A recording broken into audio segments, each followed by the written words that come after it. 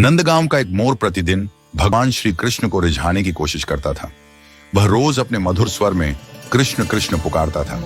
हर सुबह से लेकर शाम तक वह पेड़ की शाखाओं पर बैठकर श्री कृष्ण का नाम गाता, लेकिन उसकी पुकार पर भगवान श्री कृष्ण ने कोई ध्यान नहीं दिया। मोर के दिल में निराशा छा गई। उसे यह समझ में नहीं आ रहा था कि उसकी इतनी भक्ति और प्रेम के बावजूद श्री कृष्ण उसकी ओर ध्यान क्यों नहीं दे रहे। एक दिन एक मैना मोर के पास आई। उसने मोर को दुखी और रोते हुए देखा।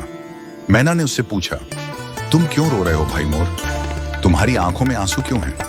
मोर ने अपनी व्यथा सुनाई और कहा, मैं इतने दिनों से श्री कृष्ण को पुकार रहा हूं। हर दिन मैं कृष्ण कृष्ण का नाम लेता हूं, लेकिन श्री कृष्ण मेरी एक बार भी सुनने नहीं आए। मैना ने मुस्कुराते हुए मोर को एक रहस्य बताया। उसने कहा, तुम्हें पता नहीं है क्या, श्री कृष्ण की कृपा सीधे प्राप्त नहीं होती।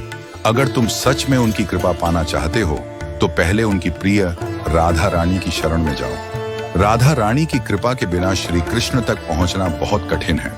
जब राधा रानी तुम पर कृपा कर देंगी तो श्री कृष्ण स्वयं दौड़े चले आएंगे। मोर ने मैना की सलाह को ध्यान से सुना और तुरंत निर्णय लिया कि अब वह राधा रानी के चरणों में जाएगा। वह बरसाने की ओर चल पड़ा। बरसाना, जहां राधा रानी का निवास स्थान है, वहां पहुंचकर मोर ने राधे राधे का नाम लेना शुरू किया। अब वह कृष्ण कृष्ण के बजाय राधे राधे का मधुर उच्चारण करने लगा। उसकी आवाज में अब पहले से अधिक प्रेम और समर्पण था। राधा रानी ने मोर की पुकार सुनी और उसकी भक्ति से प्रसन्न हो गईं। उन्होंने मोर को दर्शन दिया और कहा, वत्स, तुमने जो प्रेम और श्रद्धा से हमारा नाम लिया है, उससे मैं अत्यंत प्रसन्न हूं। अब जाओ और नंदगांव लौट जाओ। देखना, श्री कृष्ण स्वयं तुम्हारे पास दौड़े आएंगे। मोर को राधा रानी की कृपा का आशीर्वाद मिल गया था। उसका हृदय आनंद और भक्ति से भर गया। वह खुशी खुशी नंदगांव लौट आया और वहां जाकर पुनः गाना शुरू किया। लेकिन इस बार वह राधे राधे का जाप कर रहा था। उसकी आवाज और भी मधुर और भावपूर्ण हो गई थी। जैसे ही मोर ने राधे राधे का जाप शुरू किया, एक अद्भुत चमत्कार हुआ। भगवान श्री कृष्ण, जो अब तक उसकी कृष्ण कृष्ण की पुकार पर नहीं आए थे, इस बार तुरंत दौड़े चले आए।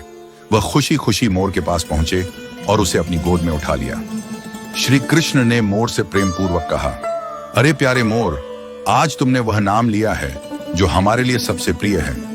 राधा का नाम सुनकर हम स्वयं को रोक नहीं सके और तुम्हारे पास दौड़े चले आए। राधा का नाम हमारे लिए सबसे पवित्र है।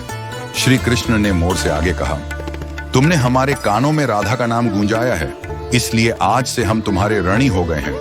अब से तुम्हारा पंख हमारे मुकुट का हिस्सा बनेगा। यह कहकर श्री कृष्ण ने मोर के सुंदर पंख को अपने मुकुट में सजा लिया। तभी से मोर पंख श्री कृष्ण के मुकुट का एक अभिन्न अंग बन गया। यह कथा हमें एक गहरा आध्यात्मिक संदेश देती है। राधा रानी का नाम केवल उच्चारण मात्र नहीं है, बल्कि यह प्रेम, भक्ति और समर्पण का प्रतीक है। जब कोई भक्त राधे राधे कहता है तो वह राधा रानी की कृपा को प्राप्त करता है और श्री कृष्ण की कृपा भी स्वतः मिल जाती है। श्री कृष्ण के लिए राधा का नाम सबसे प्रिय है। यही कारण है कि भगवान ने स्वयं यह स्वीकार किया कि जो भक्त राधे राधे कहता है वह उनके दिल के बेहद करीब होता है। आज भी जब कोई व्यक्ति वृंदावन या बरसाने में जाता है तो वहां का हर गली कूचा राधे राधे की गूंज से भरा होता है। वृंदावन के भक्त कहते हैं, जो वृंदावन धाम में रहता है और राधे राधे का नाम लेता है, उसे श्री कृष्ण की कृपा अवश्य प्राप्त होती है।